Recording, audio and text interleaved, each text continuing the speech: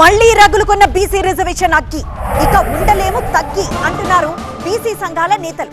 BC రిజర్వేషన్ల కోసం సాయి ఈశ్వర్ ప్రాణ త్యాగం చేశారన్నారు బీఆర్ఎస్ నేతలు, బీసీ సంఘాల నేతలు. ప్రభుత్వం ఇప్పటికైనా 42% రిజర్వేషన్లను అమలు చేయాలని డిమాండ్ చేశారు.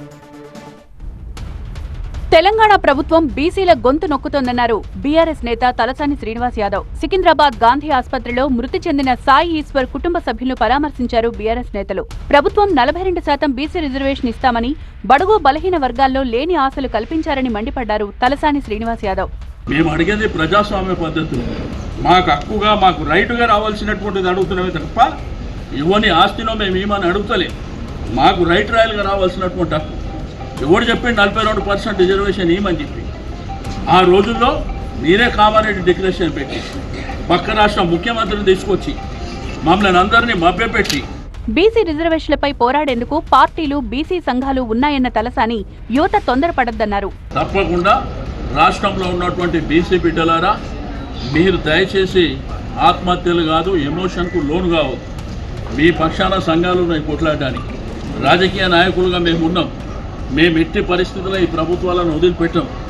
మనం నిలబడి నికారంగా కొట్లాడదాం. తప్పకుండా ఈ ప్రభుత్వాల మీద ఒత్తిడి తీసుకొద్దాం. అంతేగాని మీరు ఎమోషన్లా లేనిపోని చేసుకోవద్దు. ఇక్కడ నీ మీద కుటుంబం ఆధారపడి ఉంది, ఈ బీసీ సమాజం ఆధారపడి ఉంది. తక్షణం సర్పంచ్ ఎన్నికలు వాయిదా వేయాలని డిమాండ్ చేశారు బీసీ సంఘాల నేత ఆర్ కృష్ణయ్య. అమరజీవి అయినటువంటి ఈశ్వరాచార్య యొక్క ఆత్మహత్య అమరజీవి, ఆ మరణానికి బాధ్యత ముఖ్యమంత్రి రేవంత్ రెడ్డి బాధ్యత వహించాలని చెప్పి, అందుకే వెంటనే 42% రిజర్వేషన్ల కోసం ఎన్నికలు వాయిదా వేసి ఇప్పుడు జరుగుతున్నటువంటి సర్పంచ్ ఎన్నికలు వాయిదా వేయాలి. కోర్టు గతంలో వాయిదా వేశారు. గతంలో కూడా ఎన్నికల నోటిఫికేషన్ చేసినాక, నామినేషన్ చేసినాక కూడా వాయిదా వేశారు. ఇప్పుడు పరిస్థితి తీవ్రంగా ఉంది.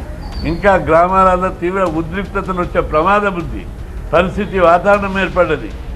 ఈశ్వరాచార్య మరణంతో ప్రజలందరూ తీవ్ర ఉద్రిక్తతో గ్రామాలు ఉన్నారు.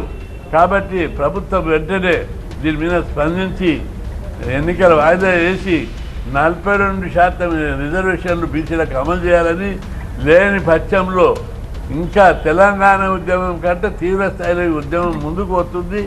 బీసీలకు ప్రభుత్వం ఇచ్చిన హామీని నెరవేర్చకపోతే గ్రామాన బీసీ ఉద్యమం ఉవ్వెత్తున ఎగిసిపడుతుందన్నారు బీసీ సంఘాల నేతలు.